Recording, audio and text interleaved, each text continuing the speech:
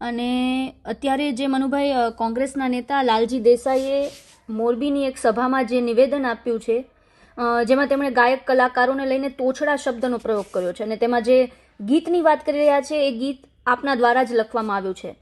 તો આ નિવેદનને લઈને ગાયક કલાકારોમાં તો રોષ છે જ, પરંતુ લાલજી દેસાઈ પર આપનું શું કહેવું છે? બેન, મારું એવું કહેવું છે કે જે નેતાજીએ આ પ્રવચન કર્યું છે એ ખરેખર એમને વિચારવા જેવી વાત હતી કે જે ગીત ઉપર એમણે જે પ્રતિક્રિયા આપી છે એ ગીતે આખા ગુજરાતનું નામ રોશન કર્યું છે અને એને આખા દુનિયામાં પ્રસિદ્ધિ મેળવી છે એ સોંગે.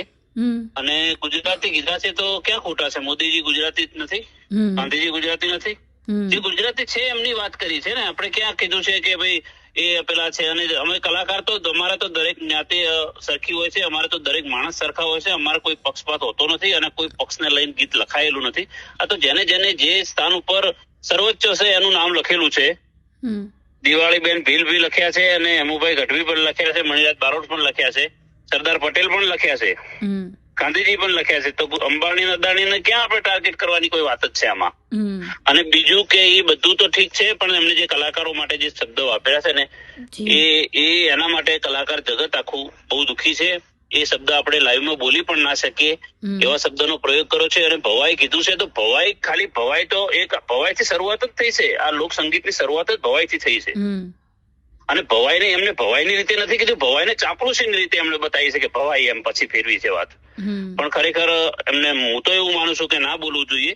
પણ આના ઉપરથી મને તો એવું પણ લાગે છે કે કોંગ્રેસની છે ને આમાંથી સાફ નીતિ દેખાઈ રહી છે કે કોંગ્રેસ કલાકાર વિરોધી જ પ્રવચનો કરે છે. કદાચ કોંગ્રેસને કલાકારો નથી ગમતા, મને તો એવું પણ લાગે છે.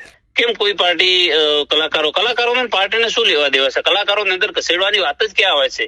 તમારે અદાણી અંબાણીની વાત તો તમે તમારા પ્રવચનમાં જે આવતું હોય કહો ને. એમાં કલાકારોને તમે અપશબ્દ બોલવાનું ક્યાં આવે છે? આ તો કલાકારોને ગાળો દીધી એવી વાત છે. કલાકાર જગત આનાથી બહુ રોષ છે કલાકારમાં, અને કલાકારને કોઈ લેવા દેવા વગર કલાકારને અંદર ધસેડ્યો છે. જે ગીતે પ્રસિદ્ધિ દુનિયામાં મેળવી છે એ ગીતને પણ આપણે અપશબ્દ બોલી, અને ખરેખર શરમજનક વાત છે. આ તો આમના સંસ્કાર જ કોંગ્રેસના કદાચ આ છે કે આવું અમને બોલ્યા છે.